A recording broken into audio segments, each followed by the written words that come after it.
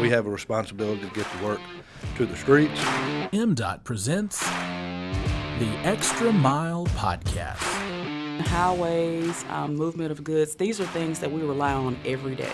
Got to have the ability to get their product to market. As long as you're performing, we want to be behind you pushing.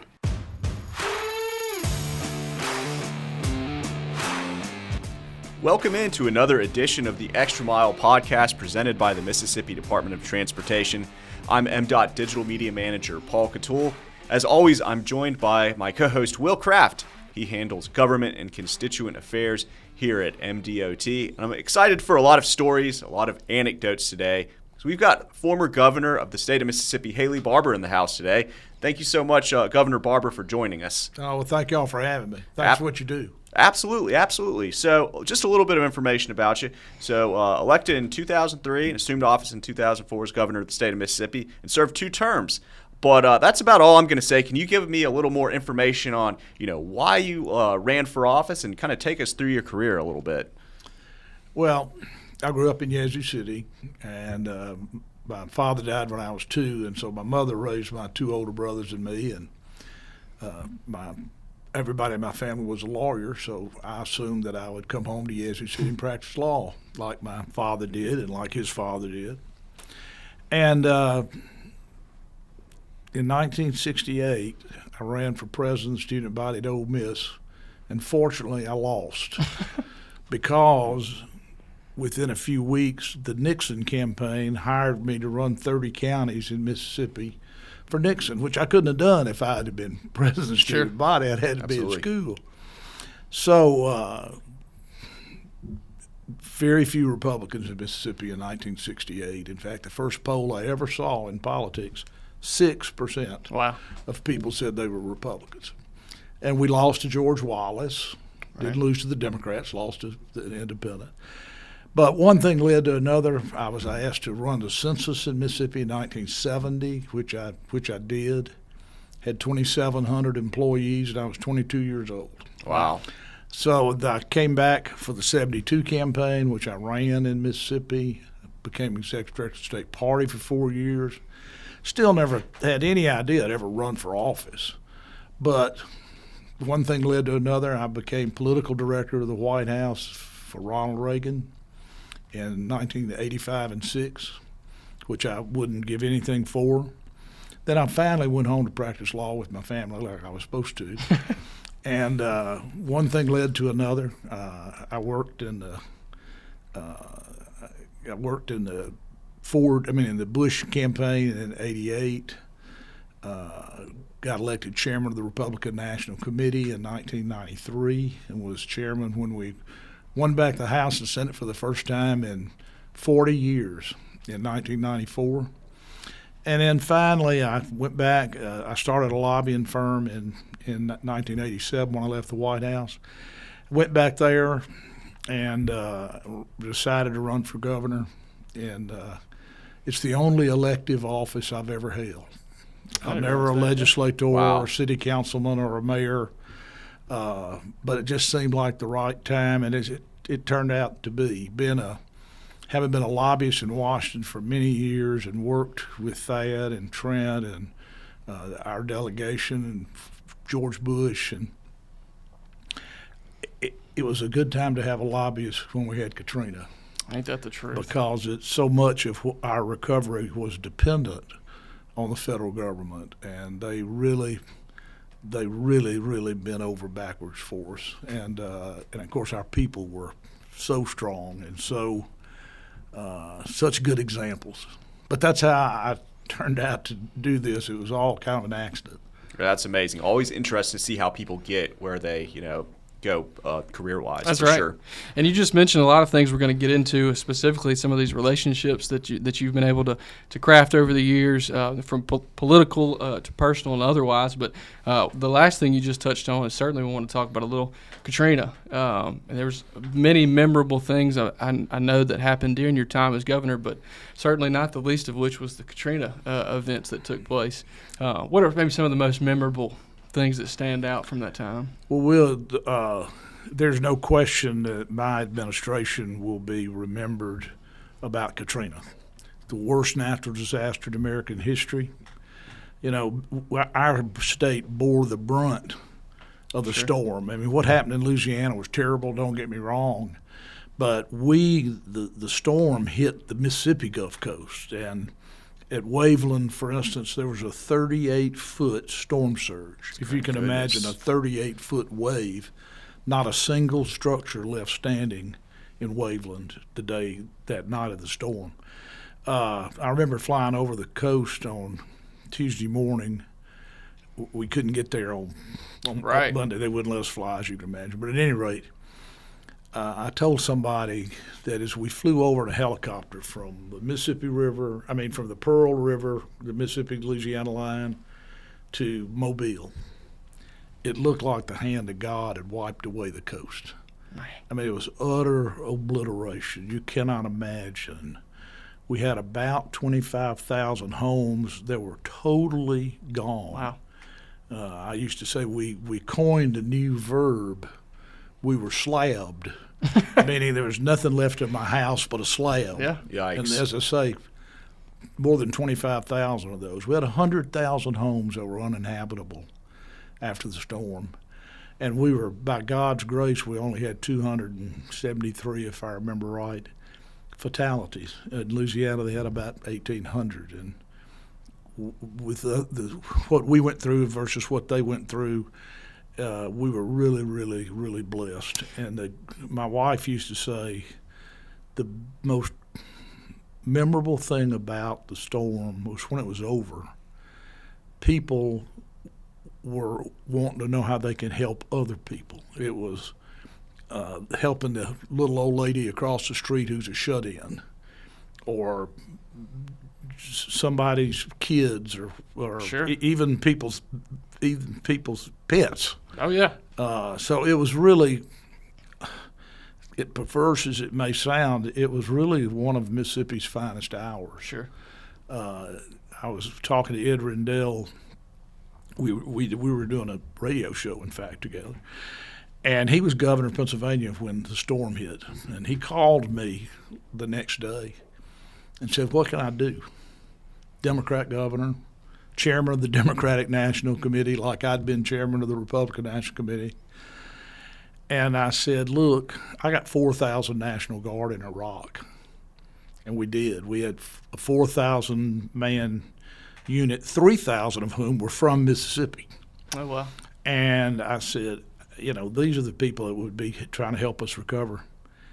They sent 2,500 Pennsylvania National Guard. Oh, wow. That's Who awesome. stayed for a month. I didn't know that. And Ed said to me a few weeks after, he said, the most unbelievable thing I could hear from my own people was, "I want to go back." Oh, wow. Those people are helping, and they're so grateful that I want to go back. And we saw that from church groups, from everybody you can imagine. It was something that makes you proud of being a Mississippian. Absolutely. Well, and on that same note, our director, Brad White, who I'm sure you're very familiar with, he has said it before, and we try to make this known. Oftentimes our MDOT folks are not categorized in that same category as first responders. But I'm sure you could attest to seeing plenty of MDOT folks and patrol out there clearing the highways to get the highway patrol and others through there. Well, the night before the storm, the storm came in about daybreak on Monday morning. Wow. But the night before, Marcia and a group of highway patrolmen, about 120 highway patrolmen, she went down with them. And she saw people, and she got her all stoked up. So she came back and then went down during the storm on Monday. And once they got to Hattiesburg, the highway department guys had, you got 4 lanes across, two northbound, right. 2 southbound. And they cleared with 2 bulldozers the southbound lane and behind which were 120 highway patrolmen, Oh, wow. behind which were 600 National Guard that we had pre-deployed to Camp Shelby. So literally clearing the way. Literally clearing the way. And that went on over and over and over and over because the destruction was so hard to believe. I remember the head of the railroad that runs from New Orleans to Meridian. Right, yes, sir. At the time, I used to know him, and he called me to see how they could help, blah, blah, blah, blah, blah. But in the conversation, he said they had down in the right-of-way for the railroad line. So here's just railroad lines a few feet across. But there's a big right-of-way. An average of 500 trees per mile. Oh, gosh. Wow. Can you imagine? I can't. Because those pine trees just snapped. And the big hardwoods fall over. One thing you learn after a few hurricanes is that the big trees, the big hardwoods, they fall, roots come up. The pine trees they get cut in half. Wow. Pretty crazy. That is something I bet you did see a lot of that going on. I mean, and from, everything else that was going on down there, I know lots of memories. I was a pretty young fella at that time, but I can only imagine the impact that has. Parks McNabb, old buddy of yours. Sure. Parks traveled with me for a long time. He works here with us now and keeps me in line doing the government affairs work. But tell him hi. He's a good man. I sure will. He mentioned before, I guess when y'all were flying over, you see the piles of debris. But what you didn't realize until you were on the ground is those were some 30 feet high. Some of them were. And That's they're exactly everywhere. right. That's exactly right. I can't Particularly imagine. if you take where the railroad goes just north of the beach, Right. 30, 40, 50 feet high there because the storm surge pushed everything. I mean, everything between the water and the railroad got pushed, and it hit the railroad right away, and it piled up on top of itself. You've never seen anything like it, and it's trees, it's houses, it's cars, it's motorcycles, it's school buses. It was just unbelievable. And as you mentioned, Miss Marshall was kind of your eyes on the ground there at times too, keeping you. Marcia, I'm very proud to say, in the first 90 days after the storm, she went to the coast 70. Oh, wow. And she worked with FEMA, she worked with MEMA, she worked with the patrol, and she felt like her job was to try to help people who didn't know where to go to get help. Sure. To show them where to go to get help. And that was her biggest thing. And I have to tell you one little story that'll make you understand why I'm as proud of Mississippi as I am. Just above Bay St. Louis, Highway 63, I think, runs up north into Pearl River County. And Marcia had found out that the FEMA materials, they didn't have baby stuff. Didn't have diapers, didn't have baby food. So Marcia found a place where there had been a warehouse full of stuff for the state. So she would drive around with 2 highway patrolmen in the back of the pickup truck full of baby stuff. Oh, man. So she's going up from Bay St. Louis, and she hits the jackpot. Here's a man and 2 little toddlers in front of a trailer that Marcia said looked like a beer can. Somebody had just twisted it. It was just totally destroyed. So they pull over, and the patrolmen start getting out baby stuff. And after a little bit, the man said, "Oh, look," had no idea who they were, the man. "Look, this is plenty for us. This plenty." And one of the patrolmen said, "Look, mister, we got plenty. So don't worry, we're not going to run out." And he said, "Well, look, if you're not going to run out, there's a little old lady across the road who's a shut-in. And I know nobody's been there to help us. By now it's about 4 days after the storm." And Mike Cooper, the patrolman, patted him on the back and said, "Mister, we're fine." He said, "Look, the man, if you really do have plenty, if you go down this road about a quarter of a mile and turn back sharp angle, there's 6 families that live over there, and I know nobody's found them." So Marcia comes home that night, and she said, "I know everything's going to be all right. I said, why? She said, because she tells me this story. When people want to make sure the little old lady across the road who's a shut-in gets taken care of before they do, before their children do. That's right. These are tough people. That's right. And they're the right kind of people. Turned out the man had 4 more children, and his wife had walked to Bay St. Louis looking for food to bring back to the, quote, trailer. Yeah, what was left of it. That's right. Goodness gracious. I can only imagine. That's happened over and over and over and over and over. I'm sure. Well, and celebrating the, 17 years ago now, it seems like it was yesterday, I'm sure, and lots of minds out there. But we were proud to have you during that. And as you mentioned, your connections with Senator Cochran were the highest value at that time. Brad's mentioned it before that, had it not been for you and Senator Cochran, the coast would still not be what it is today. I don't know about that, but Senator Cochran was chairman of the Senate Appropriations Committee, which in this particular instance is the most powerful position in the Senate. And he came down on Wednesday, the day after I'd been to the coast. He came back that afternoon at the helicopter and told me he had seen what it was, couldn't believe it. And then he told me something that he'd lived by. You tell me what you need, and we'll try to get it. And over and over and over, when we'd run into a barrier, Senator Cochran would get around the barrier. George Bush was also extremely bending over backwards trying to help. People who are not from Mississippi, they know that if this happened in Texas, or if this happened in Massachusetts, I would want the Mississippi guys to help me. Sure. So I'm going to help them. Barney Frank, of all people, left wing Democrat in the House. I saw him in the Capitol. He and I had been on a TV show one time, and came over and he said, I hear you've coming to see the speaker. And I said, yeah, I just came from seeing the president. He said, give me what you're asking for, and I'll write a letter to every Democrat in the House and ask them to vote for it. I'm going to tell them I'm going to vote for it, and I'm going to ask you to vote for it because I guarantee you your constituents want you to vote for it. And he did, and we didn't lose a Democrat vote. That's awesome. That's incredible, and really, honestly, those are incredible stories from Katrina. Crazy to think it's been almost 20 years. Pivoting just a little bit, so this is a transportation podcast, MDOT podcast.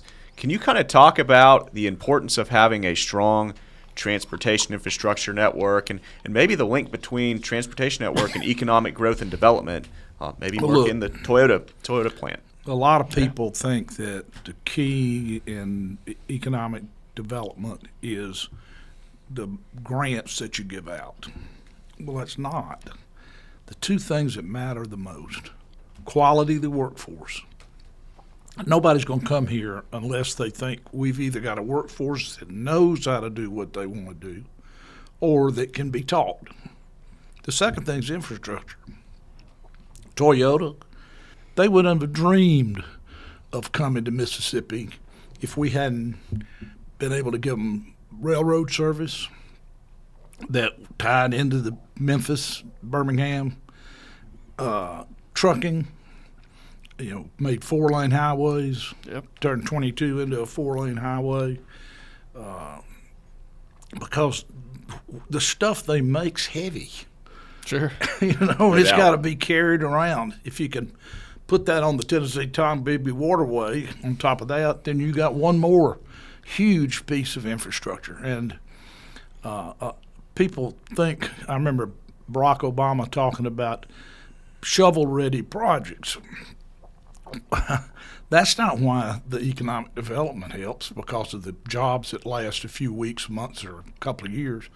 What matters is the infrastructure. That's right. That you can move things that, whether it's crops or manufactured goods or raw materials, if you can't get them from where they exist to where you're going to make something out of them, then those people are not going to come build a plant in Mississippi. But you look at Toyota, Nissan, PACCAR, GE Aviation, You can, Continental come over. yeah, Oh, yeah. right here in Jackson.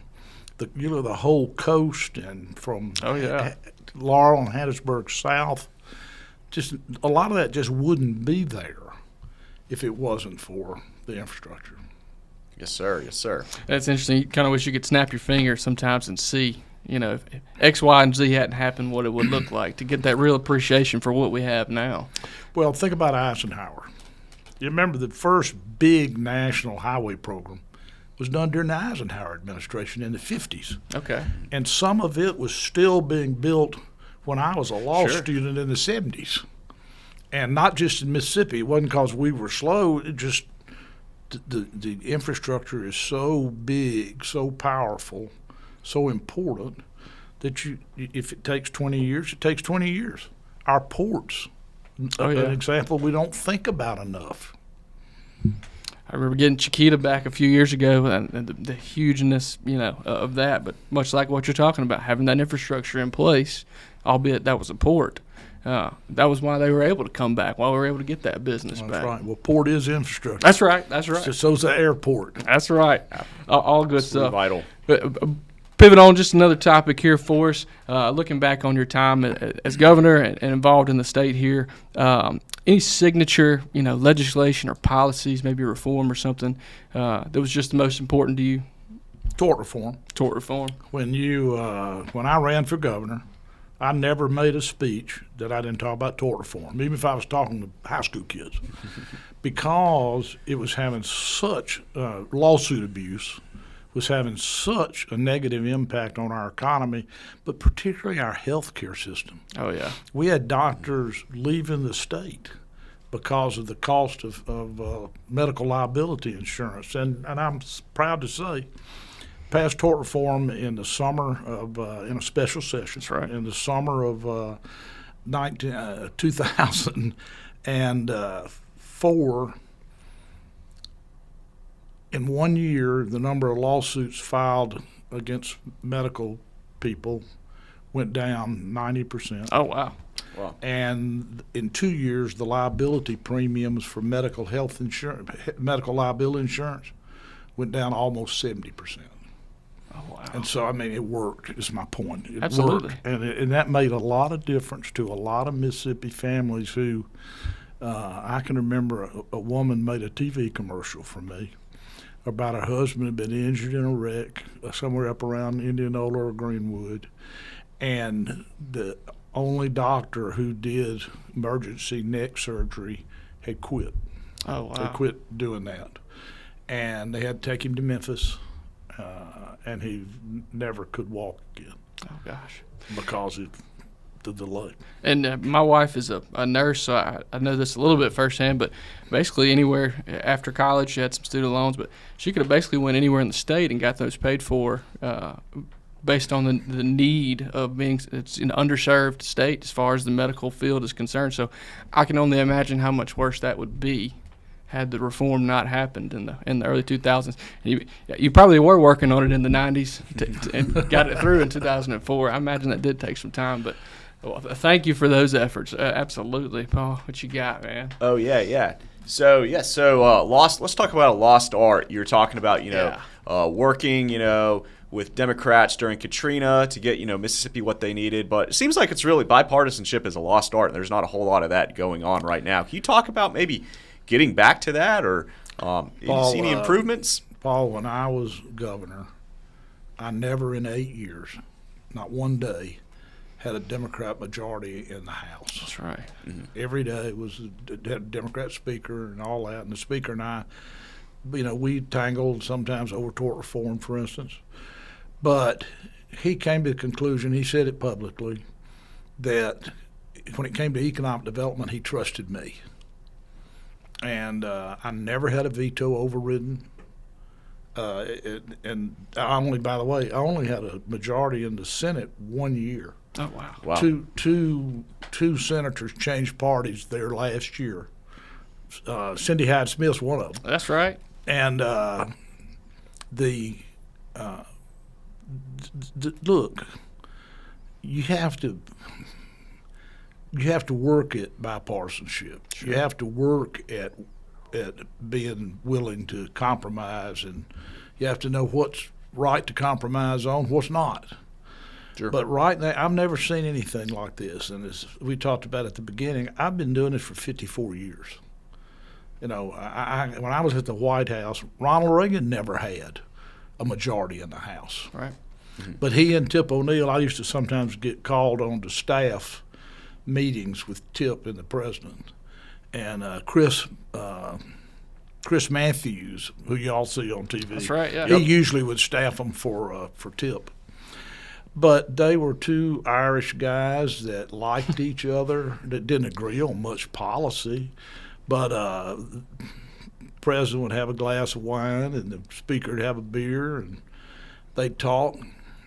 Well, maybe one of Reagan's biggest pieces of legislation was the 1986 tax bill. Huge change in the tax world. As he announced it on television, as was the rule then, I'm sure it is now, the other side got to make a response. So who made the response for the Democrats? Danny Rostenkowski. Oh, wow. Most people wouldn't know who he is today. He was the Democrat chairman of the tax committee, of the Ways and Means Committee. And what did Chairman Rostenkowski say? We're for tax reform too. We may not agree on everything, but we're going to try to help make sure we get good tax reform for the American people. Can you imagine that today? No, No way. unfortunately. No way. Just, Unfortunately, no. That's right. but we need more of it because the division in the country is very, very severe. Just no question about it. Oh yeah, and having that ability, again, as folks you've mentioned, Senator Cochran. You know, I don't think I've ever heard him say a cross word about anyone, but knew how to be bipartisan and work for the betterment of everybody. You know, the Washington Post called Senator Cochran the quiet persuader. That's right. Oh, yeah. That's the best term I think you could think of. Real quick, I know Brad White's got a picture hanging up upstairs that they got painted of Senator Cochran, and that conversation about what the pose was, or however the painter how was going to do it, and he decided to paint Senator Cochran leaning over it as if he was listening, because that's what he was known for, being such a good listener. It was. And I can see that, you know, in his face in that image. Touching back on some of these relationships you just mentioned, old Brad White. So he was your party chairman during time as governor. While I was right? governor. That's And right. I can remember when he was county chairman. I can remember when, look, bright when the commissioners got a chance to hire him and did. Very, very smart. He understands government. He understands bipartisanship, and Very much. And he's one of those guys who gets the toothpaste out of the tube. That's right. He's done a jam-up job for us. That is very sure. Oh, for sure, for sure. Kind of wrapping to the last bit here. A little bit of out-of-the-box question for you, but one we like to ask all of our viewers. I know you spend a lot of time running the roads, and as we talked about on the way in, maybe sometimes you got to pick up a quick meal. Is there anywhere in the state that anytime you're passing through, you got a minute, man, we've got to go stop and get a bite to eat right here? Do you have a favorite, or maybe one or two favorite spots? Well, there, look, Mississippi's got great food in a lot of different places, from Mary Mahoney's. There we go. And I still get tickled going in and listening to Bobby Mahoney's jokes, which I've heard every one of at least 20 times. Also similar to our director, Brad. Yeah, He's got the Weidman's in Meridian. It's Absolutely. a wonderful old family restaurant. Very much so. And I'll tell you a restaurant here in town that I think is mighty good is Kate's. Oh, yeah. You know, absolutely. Yeah, but you can go anywhere in Mississippi, and you can find a really good place to eat. Absolutely. And you can even get a drink here. Like every now and then. That is true. Every once in a while. Well, we'll get you out here, but one more thing. You mentioned a little bit, but what are you kind of up to these days? You know, job-wise and maybe with family and everything. Well, when I left the White House, as I say, I started a lobbying firm, and I stepped down when I became party chairman. I just didn't think it was right for somebody to be wondering, was I arguing for my client or arguing for my party? So I stepped down for 4 years and went back. They asked me to come back. And then I got elected governor for 8 years, and they asked me to come back 10 years ago. All And right. so I did. I'll be 75 next month, and retirement does not interest me. I'm one of those that thinks when you retire, you die. Yeah. And so I'm still working hard and doing a lot of things for a lot of different clients, and wouldn't give anything for it. I'm wonderfully blessed. My father died when he was 36, so I understand my blessing. That's right. Yeah. No doubt. Well, Governor Barbour, we appreciate your service, and we appreciate you coming on. The stories, the anecdotes certainly lived up to the hype, so we really appreciate it.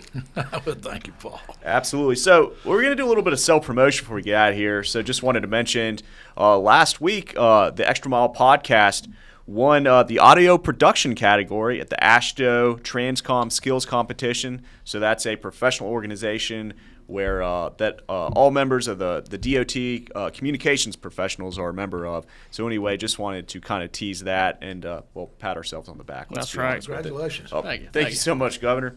So anyway, we'll go ahead and wrap things up.